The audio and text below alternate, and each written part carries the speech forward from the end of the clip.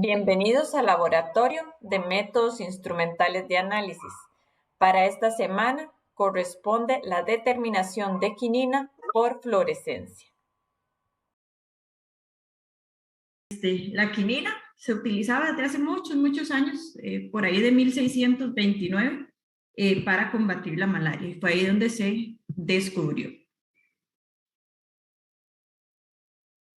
Para comentarles un poquito sobre la historia del descubrimiento de la quinina, les voy a contar sobre 1629 más o menos en España. Resulta ser que esta condesa, la condesa de Chinchón, en esa época presentaba unas fiebres intermitentes y se creía que esas fiebres intermitentes eran causadas por la malaria.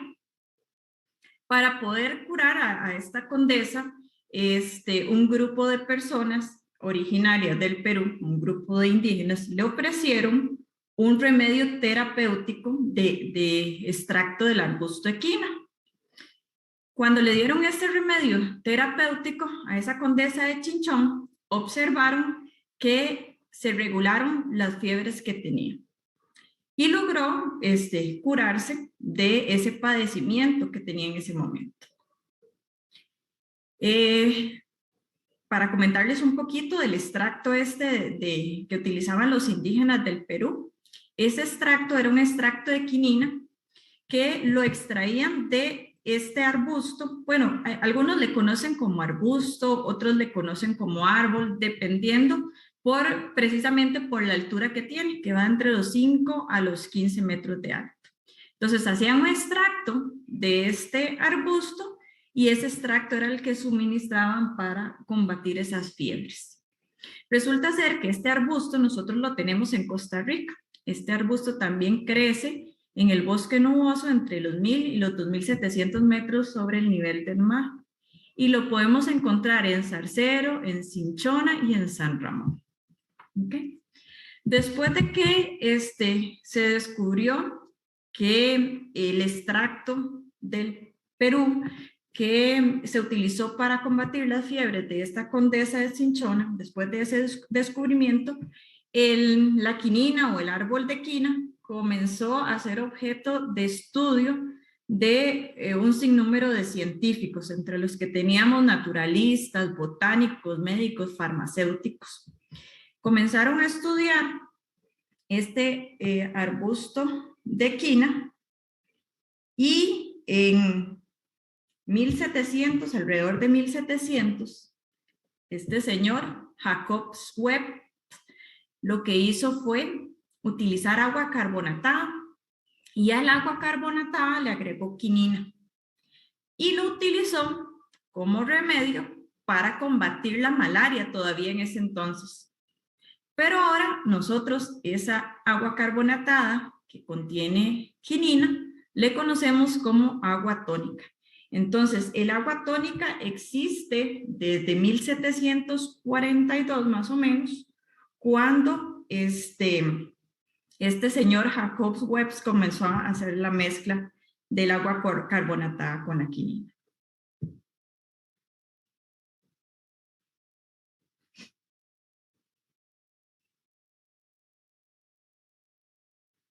El nombre que tiene este árbol, que se le conoce como árbol de quina o cinchona, fue asignado por el científico naturalista y botánico sueco Carlos Linneo. Y Carlos Linneo, en honor a esa condesa de Cinchona, le puso como nombre genérico a este árbol, le puso árbol de cinchona. Entonces, lo podemos conocer o lo podemos encontrar en la literatura como árbol de quina o también lo podemos encontrar como árbol de cinchona. Resulta ser que la corteza de este árbol tiene un montón de componentes. Se caracteriza por tener compuestos fenólicos, también tiene ácidos orgánicos, tiene aceites esenciales, pero lo que nos importa más a detalle a nosotros en este momento es que esa corteza tiene un alto contenido de alcaloides. Se dice que esa corteza tiene cerca de 60 alcaloides, pero de esos 60 alcaloides, los más importantes, porque son los que se encuentran en mayor cantidad en el árbol de quina, son la quinina, la quinidina, la cinconina y la cinconidina. Esos son los alcaloides que se encuentran en un porcentaje mayor de abundancia en esa corteza. De todos esos, de los 60 alcaloides que hay, la quinina representa entre el 70 y el 90% de la composición del total de alcaloides. Entonces, siendo la quinina, por lo tanto, el alcaloide más importante de este árbol de quina.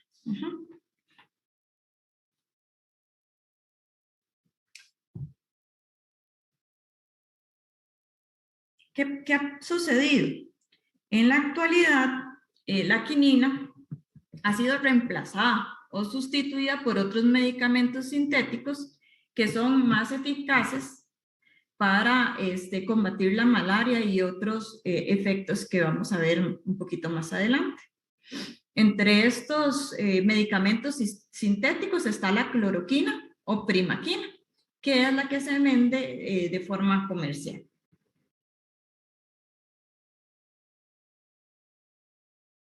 Bueno, ya hablamos de la quinina, ¿verdad? Que es un alcaloide, es de color blanco, es cristalino.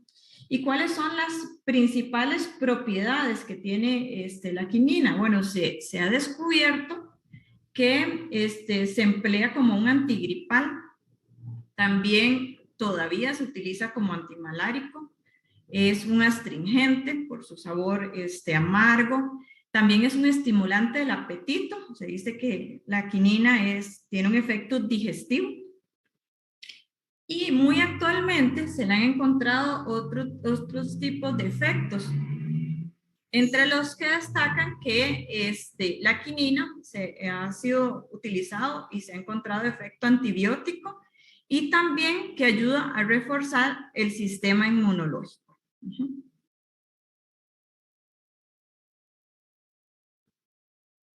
Y como les comenté, esa quinina todavía se utiliza o como un tratamiento contra la malaria resistente. Además, es utilizada para lo que es la artritis y el tratamiento de quesos. Cuando hablamos de la quinina, la principal fuente de consumo que tiene el ser humano de quinina es a través de estas bebidas tónicas que se elaboraron a partir de quina y agua carbonatada. Sin embargo, la ingesta de quinina en altas dosis puede producir importantes efectos secundarios.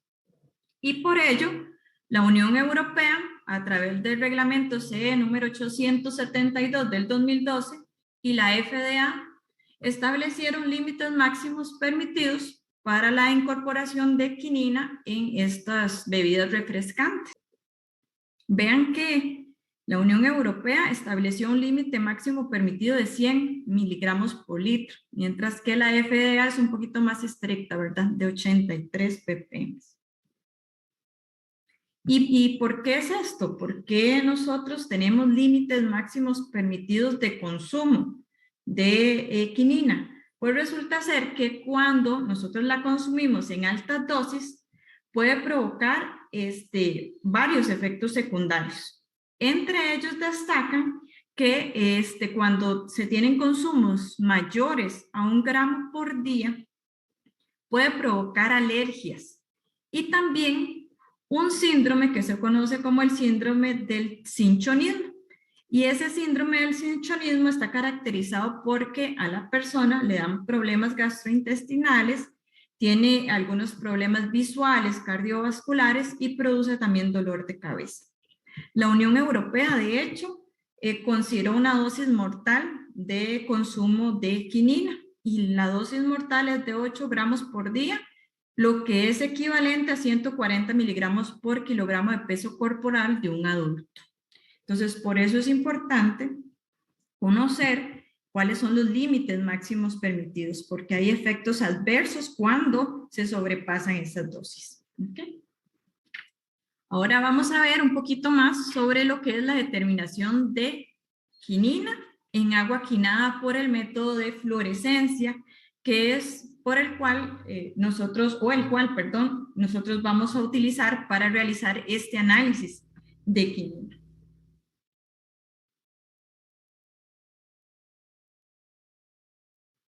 Entonces, como ustedes ya lo han visto, en teoría, cuando hablamos de fluorescencia, ¿de qué estamos hablando? De un proceso radiante o que está asociado a la energía radiante, la radiación electromagnética.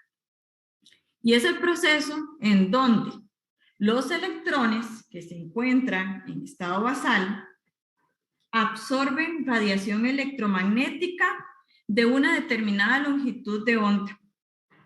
Y entonces esos electrones se promueven de un estado basal a un estado excitado.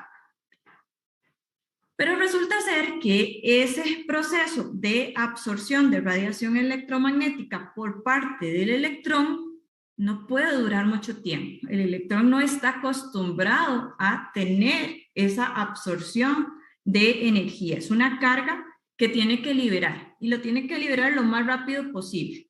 Por eso se dice que este proceso de absorción y de liberación de energía es un proceso sumamente rápido. Entonces, cuando ese electrón libera la energía absorbida, lo hace a una diferente longitud de onda, y ya lo vamos a ver por qué. Y a ese proceso de absorción y de emisión de radiación por parte del electrón se conoce como fluorescencia. Vamos a ver un poquito más a detalle entonces este proceso de fluorescencia. Y lo vamos a ver a través de este diagrama de energía. Entonces, ¿qué tenemos en este diagrama de energía? En este diagrama de energía podemos observar a través de, vamos a ver, no me dejó marcar. Bueno, estaba utilizando la tablet porque me permite escribir, pero no me lo permitió ahorita. Ok, entonces vamos a ver, la línea de abajo, la línea que dice estado basal, que es una línea gruesa, horizontal, esa lo que hace es representar el S sub 0. ¿Y qué es el S sub 0? Bueno, el estado basal, en donde se encuentran los electrones en su estado fundamental, o estado fundamental de la molécula, que también le conocemos. Vean que tenemos dos líneas con la misma intensidad, una que está marcada como un S1, y otra que está marcada como un S2. Ese S1 y S2 representan dos estados singuletes excitados, ¿verdad? S1 y S2 son los estados singuletes excitados. Y vean que en la parte superior derecha vemos un T1 con una línea gruesa también marcada. Ese corresponde al estado de forma apareada, ¿verdad? Así es como se encuentran los electrones en estado basal. Cuando el electrón es promovido o es excitado, el electrón lo que hace es subir a un estado singulete excitado 1 o un estado singulete excitado 2, pero su posición no cambia. ¿Qué significa? Que siempre hay uno en posición hacia arriba y otro en posición hacia abajo. Siempre se van a encontrar de forma apareada. ¿Ok? ¿Qué pasa cuando el electrón pasa a un estado triplete excitado? Cuando el electrón pasa a un estado triplete excitado, cambia la posición del spin. Y por lo tanto tenemos dos spines hacia arriba. Están desapareados. Esa es la diferencia entre el singulete excitado y el triplete excitado, que es importante que lo conozcan para que podamos entender lo que viene un poquito más adelante. ¿Ok? Entonces, en este diagrama que tenemos por acá, lo que se observa es que la molécula que va a estar en estado S sub 0 puede recibir o puede absorber radiación electromagnética de bandas de radiación diferentes. Vea que tenemos longitud de onda 2 y longitud de onda 1. Entonces, esta molécula puede absorber radiación electromagnética de dos diferentes longitudes de onda. Una para pasar al estado singulete excitado 1 y otra para pasar al estado singulete excitado 2. Entonces, los procesos serían S sub 0 a S2 y S sub 0 a S1. Este sería entonces el proceso de excitación de los electrones de la molécula. Pero ¿qué es lo que pasa? Que cuando esos electrones reciben esa energía, rápidamente la liberan. ¿Y cómo la liberan? La liberan a través de la conversión interna y la liberan a través de la relajación vibracional. Entonces, cuando se da el proceso de relajación por vibración, de relajación vibracional, es cuando nosotros logramos ver, que se ve en el diagrama acá, que la energía que emite esa molécula después de ese proceso de absorción, la emite a una longitud de onda 3. ¿Y qué es esta longitud de onda 3? Una longitud de onda mayor que la longitud de onda o la radiación electromagnética que absorbió la molécula. ¿Okay? ¿Por qué? ¿Por qué es que ocurre este proceso de relajación vibracional? Resulta ser que cuando nuestra molécula se encuentra en disolución y ha absorbido radiación electromagnética, ese exceso de radiación electromagnética que ha recibido o ese exceso de energía vibracional que posee, la va a perder como consecuencia de que hay colisiones entre las moléculas que se encuentran excitadas y el disolvente.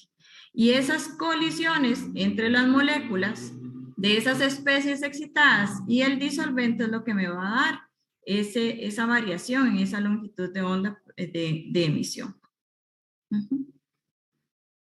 Vamos, aquí hay dos procesos que voy a dejar. El de conversión externa y este otro proceso de el cruce entre sistemas para explicarlo más adelante con la siguiente diapositiva.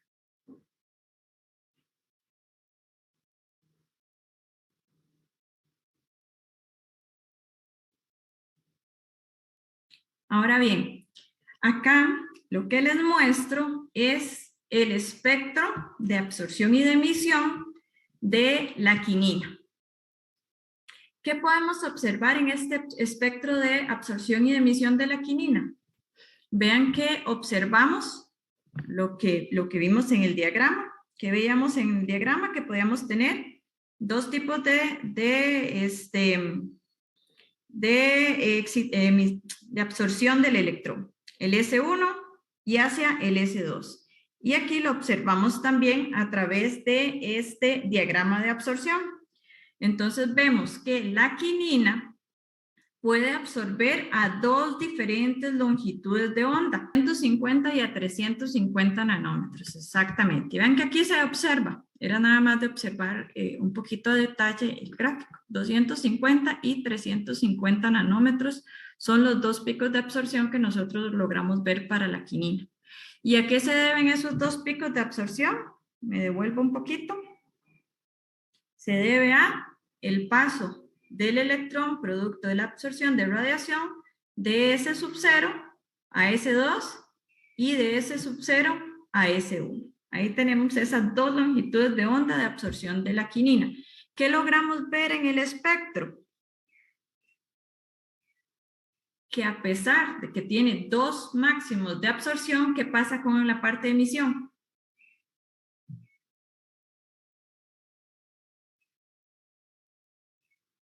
Solamente tenemos un máximo de emisión a 450 nanómetros.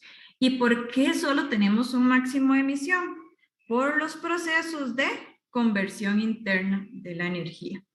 Resulta ser que vean acá, este proceso de conversión interna es esta flechita que está de color azul en posición horizontal, ondulada y en posición horizontal. Entonces, ¿qué es esta conversión interna?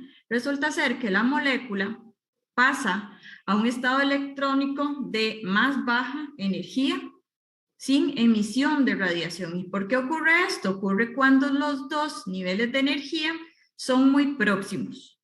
Y al ser tan próximos, estos niveles de energía se solapan, entonces permiten el paso de la energía correspondiente al electrón a través de estos dos niveles. Y por lo tanto, ya sea que la molécula absorba a la longitud de onda 1 o a la longitud de onda 2, siempre se va a dar este proceso y por lo tanto la fluorescencia se va a dar a una única longitud de onda, que sería esta X3 que se observa en el diagrama.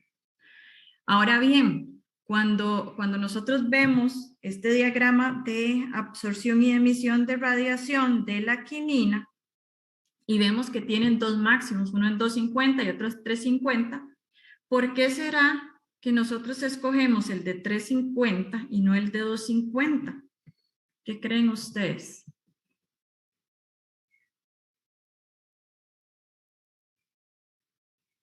Okay.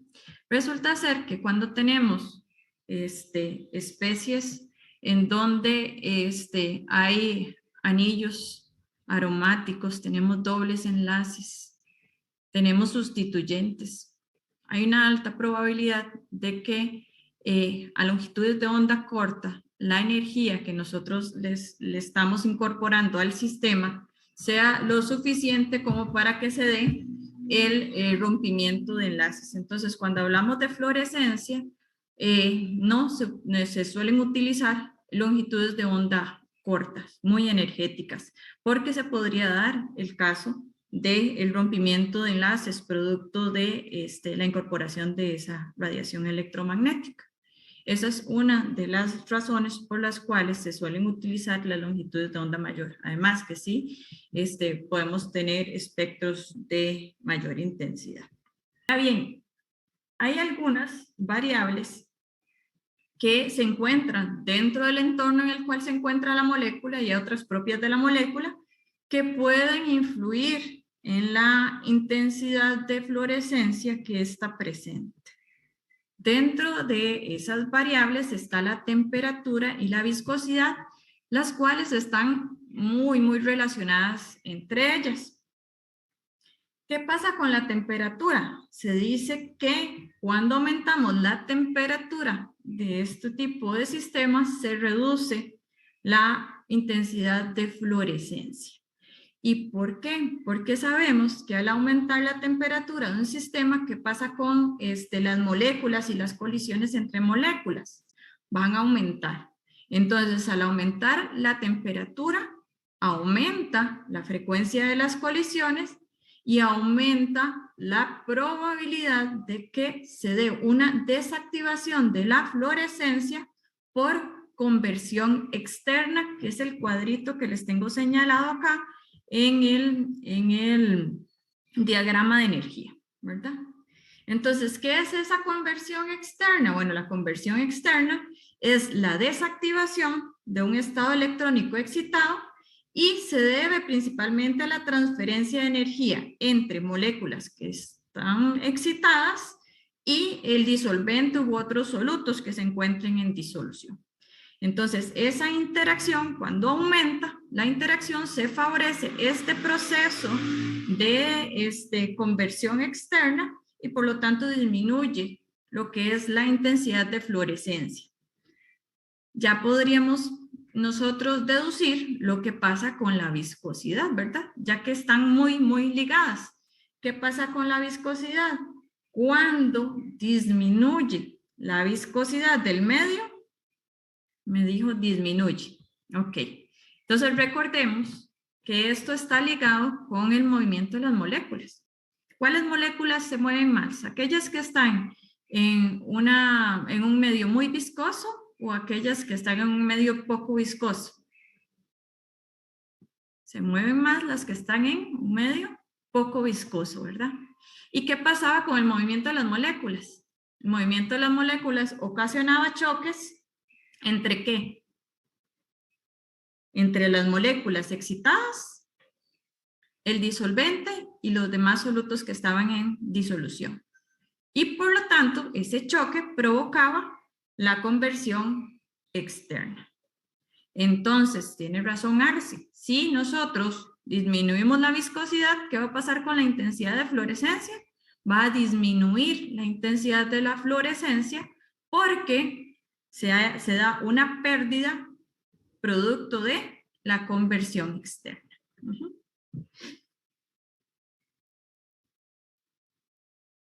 Ok, otras dos variables que también están muy relacionadas, que afectan esa intensidad de fluorescencia, es el tipo de disolvente y el oxígeno disuelto, más específicamente las sustancias que son paramagnéticas. Entonces, ¿qué es lo que pasa? Que al utilizar o cuando utilizamos disolventes que tienen átomos pesados, se favorece esta parte que vemos por acá arriba, que se llama el cruce entre sistemas. ¿Y por qué? Porque ese cruce entre sistemas es un proceso en donde se da una inversión del spin del electrón excitado. Recordaban que acá tenemos un estado singulete excitado 1, singulete excitado 2, y acá teníamos un triplete excitado. Y yo les comenté que la diferencia entre el singulete y el triplete es que en el singulete están apareados los electrones, aunque uno esté excitado, pero que en el triplete no, ¿verdad? En el triplete los tenemos los dos espines viendo hacia el mismo lugar. ¿Ok?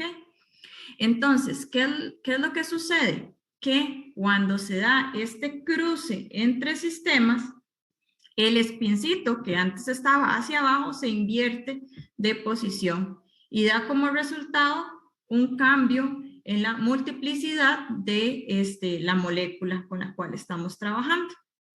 Y este proceso aumenta cuando se da un solapamiento entre los niveles, cuando las energías son muy parecidas y ellos se solapan. Y se dice que este cruce entre sistemas es muy común cuando nosotros tenemos en el disolvente átomos pesados, como por ejemplo el yodo y el bromo. Es por eso que cuando trabajamos con fluorescencia debemos de evitar el uso de disolventes como lo es el tetracloruro de carbono o el cloruro de etilo, ¿verdad? Porque va a fomentar ese cruce entre sistemas y por ende va a disminuir la intensidad de fluorescencia de la molécula. Esto lo vamos a ver nosotros a nivel experimental y ya les voy a explicar la parte del procedimiento donde lo vamos a aplicar. Ahora, el oxígeno disuelto es otra de las sustancias, al ser una molécula paramagnética, produce también un incremento de cruce entre sistemas. Cualquier sustancia paramagnética tiene este mismo efecto, por lo tanto debemos de evitar el oxígeno en el medio en donde se está dando el proceso de fluorescencia. Otra de las variables que afecta la fluorescencia es el pH. Para esta práctica vamos a trabajar en un medio ácido por una razón específica, y es que la fluorescencia de los compuestos aromáticos, como es el caso de la quinina, con sustituyentes que tengan grupos H+ o OH, ¿verdad? Son dependientes del pH, pueden cambiar la estructura en el medio en el cual se encuentran. Entonces pueden ionizarse y pueden desionizarse.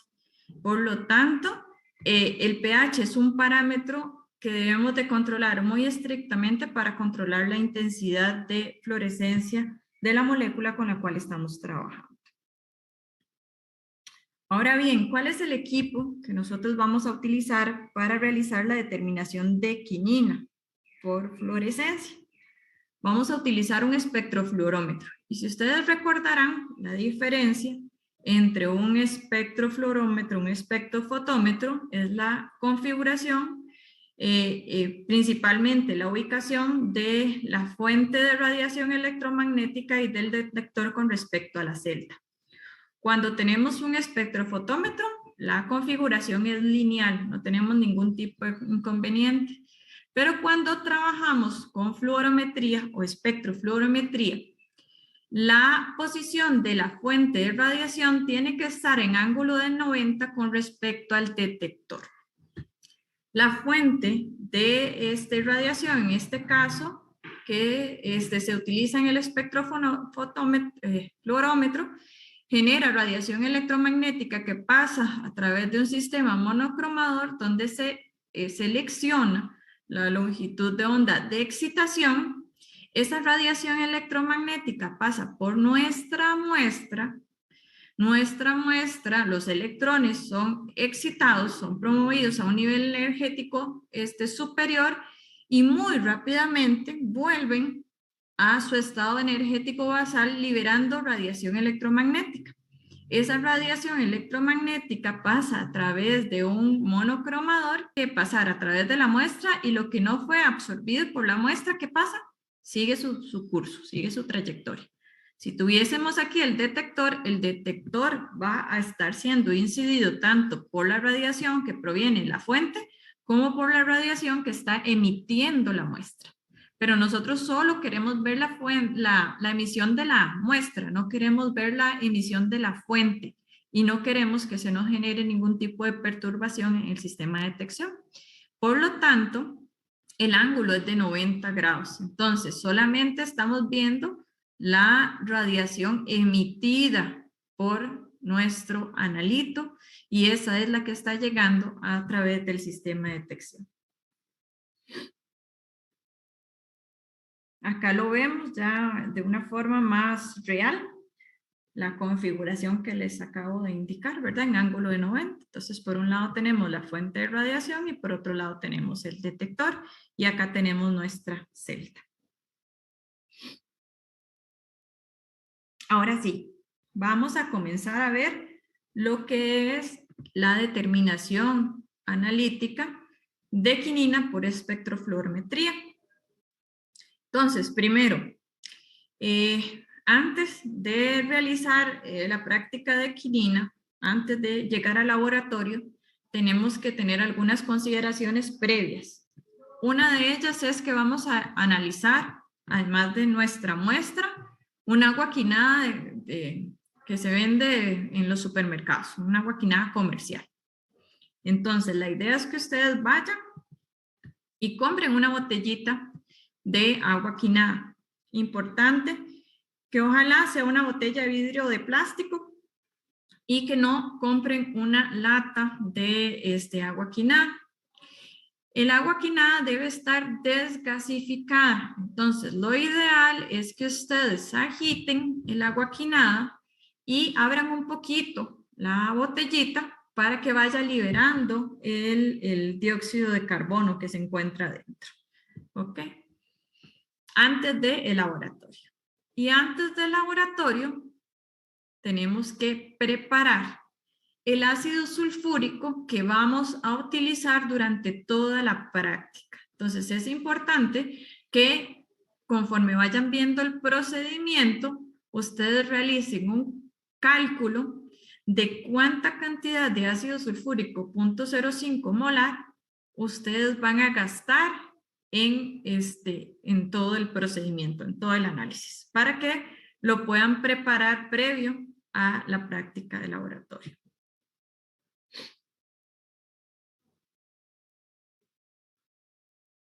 Ahora sí, ¿cómo vamos a hacer entonces nosotros la práctica? Vamos a evaluar. Vamos a hacer una parte A, que es la curva de calibración con la cual voy a determinar la concentración de mi incógnita y la concentración de la quinina en el agua quinada. Vamos a tener una parte B, que vamos a ver cómo preparar la incógnita y el agua quinada con la cual vamos a trabajar. Vamos a tener la parte C, que vamos a evaluar uno de los factores que influyen en la intensidad de fluorescencia, que es el pH. Por eso no les di mucho detalle cuando les hablé del efecto de pH, porque aquí en la práctica ustedes lo van a ver. Van a poder identificar cómo varía la intensidad de fluorescencia en función del cambio de pH del medio en el cual se encuentra la quinina. Y como parte de, vamos a ver la dependencia de esa misma intensidad de fluorescencia con el efecto de supresión, se le llama así, efecto de supresión o efecto de apagado, que es el quenching, o también de átomos pesados. ¿Okay? Entonces, para ello vamos a utilizar una disolución de bromuro de sodio que se le va a adicionar a un grupo de muestras para que ustedes puedan ir viendo la variación de la intensidad de fluorescencia con respecto a la variación de la adición de bromuro de sodio. Entonces, la parte A, ¿cómo la vamos a hacer? La parte A, que es la curva de calibración, la vamos a hacer de la siguiente forma. Vamos a tener 5 patrones. Acá están representados a través de baloncitos de 50 mililitros. Patrón 1, 2, 3, 4 y 5. Vamos a tener una disolución de sulfato de quinina de 1 miligramo por litro. De esa disolución de sulfato de quinina voy a tomar alícuotas para el patrón 1 de 5 mililitros, para el patrón 2 de 10, para el patrón 3 de 15, para el patrón 4 de 20 y para el patrón 5 de 25 mililitros. Y las voy a colocar en cada uno de esos baloncitos que van a estar debidamente rotulados. Una vez que ya está la disolución de sulfato de quinina, vamos a agregarle ácido sulfúrico 0,05 molar, y desde aquí es que tengo que comenzar a contar la cantidad de ácido que voy a gastar y le voy a agregar ese ácido sulfúrico hasta aforar cada uno de los 5 balones. Y ya tenemos nuestra curva de calibración. Recuerde siempre hacer un blanco. Y posteriormente, ya cuando se tiene la curva, agitamos y vamos a medir la fluorescencia de cada una de esas disoluciones. Parte B. En la parte B, lo que vamos a hacer es preparar la incógnita con la cual vamos a trabajar. Entonces, en esta parte B, vamos a tener nuestra incógnita, vamos a tomar una alícuota de 5 mililitros de esa muestra incógnita y la vamos a colocar en un balón de 50 mililitros, el cual vamos a forar con la disolución de ácido sulfúrico 0.05 mol por litro. Este proceso lo vamos a hacer por triplicado y vamos a tener nuestro blanco reactivo. En esa misma línea vamos a desgasificar la muestra con agitación. Esta muestra, estamos hablando del agua quinada, y la vamos a desgasificar todo lo que se pueda. De esa muestra de agua quinada que ustedes llevan al laboratorio, vamos a tomar 2 mililitros. Esos 2 mililitros del agua quinada lo vamos a colocar en un balón de 250 mililitros, el cual vamos a forar con ácido sulfúrico 0,05 molar. Posteriormente, agitamos ese balón de 250 una vez que está forado, tomamos una alícuota de 15 mililitros y esos 15 mililitros lo vamos a pasar a un balón de 50 y vamos a aforar con la misma disolución de ácido sulfúrico 0,05 molar.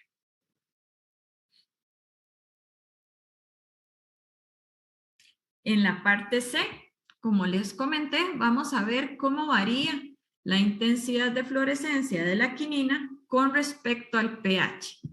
Entonces, vamos a tener 4 ensayos en donde en el primer ensayo vamos a agregarle 15 mililitros de la disolución patrón de quinina de un microgramo por mililitro, miligramo por litro.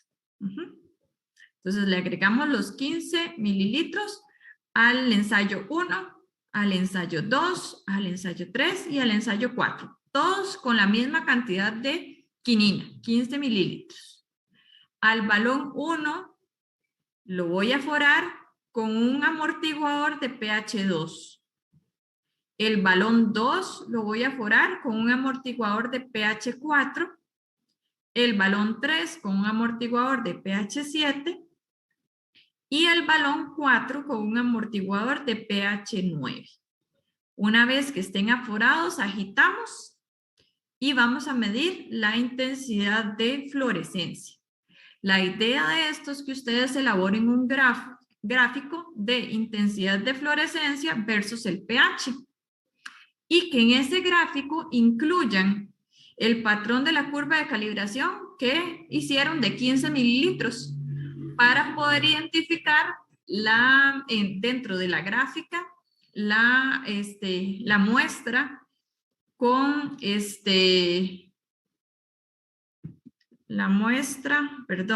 para poder colocar dentro de la gráfica la muestra que no tiene variabilidad de pH, la muestra que trabajamos, la intensidad de fluorescencia de la muestra con la cual estábamos trabajando.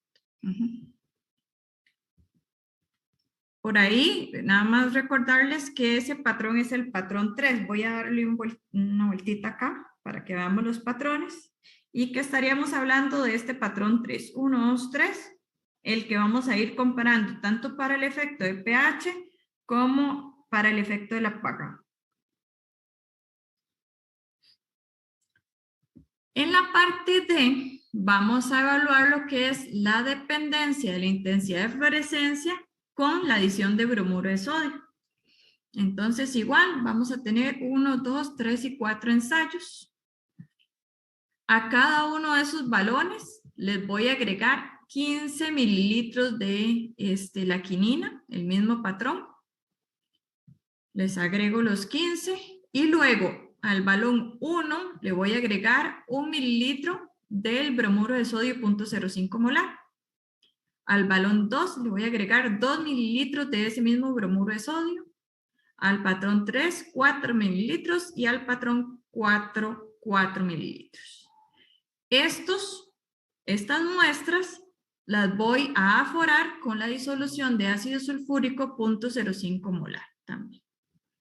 Entonces vamos a hacer lo mismo, vamos a ir a medir la intensidad de fluorescencia de estas 4, vamos a elaborar una curva de intensidad de fluorescencia versus la concentración molar que adicionamos de bromuro de sodio y en esa curva vamos a adicionar el patrón de 15 mililitros de quinina donde no tuvo variación o no tuvo adición de bromuro de sodio.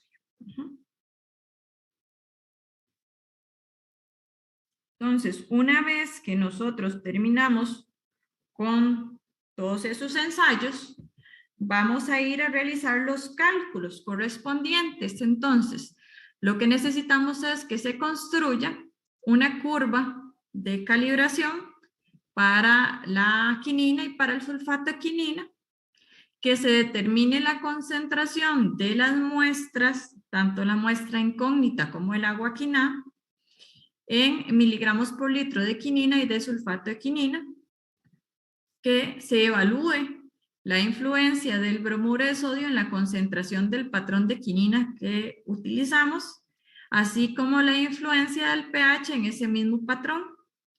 Y para la muestra incógnita, además de todo esto, hay que calcular la incertidumbre del resultado y la precisión en porcentaje de RCD. Eso sería entonces, chicos, lo que tenemos que hacer en la práctica de determinación